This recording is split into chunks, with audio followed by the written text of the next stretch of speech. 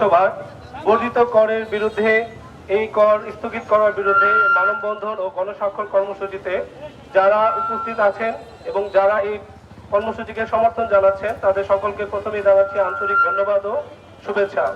আজকে আমাদের জন্য অত্যন্ত লজ্জার একটি বিষয়, আমাদের মৌলিক অধিকারের জন্য আমাদেরকে রাস্তায় দাঁড়িয়ে আন্দোলন করতে হচ্ছে বা মানববন্ধন করতে হচ্ছে।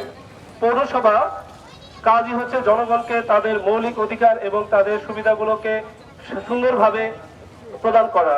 অত্যন্ত দুঃখের বিষয় হচ্ছে 5ই আগস্টের পর আপৎকালীন সময়ের জন্য যারা দায়িত্বপ্রাপ্ত ছিলেন তারা আমাদেরকে কোনো ধরনের নাগরিক সুবিধা তো দেনই, উপরন্তু আমাদের উপরে অবাঞ্ছিত একটি কর আরোপ করেছেন যা কিনা সম্পূর্ণভাবে অবৈধ এবং অমানবিক।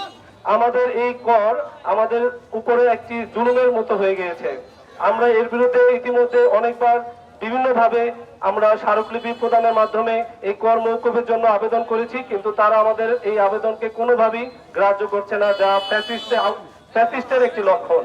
আমার অনুরোধ হবে দ্রুত এই বিষয়ে আমাদের সাথে বসে কিভাবে পৌর করকে আরো সুন্দরভাবে সাজানো যায়, নাগরিক সুবিধাগুলোকে কিভাবে বাড়ানো যায় সেই বিষয়ে আমাদের সকলের মতামত নিয়ে তিনি একটি সিদ্ধান্তে যাবেন, কারণ এটা তার ব্যক্তিগত সিদ্ধান্ত হতে পারে না। তিনি কোনো জনপ্রতিনিধি নন, জনগণের প্রতিনিধি আসবে, সে তার মতো করে আমাদের সাথে কথা বলে সিদ্ধান্ত নিবে।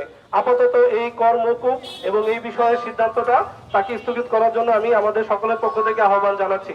অন্যথায় আমরা আমাদের এই কর্মসূচিকে আরো বড় এবং আরো কঠোর দিকে নিতে বাধ্য হব। ধন্যবাদ সবাইকে।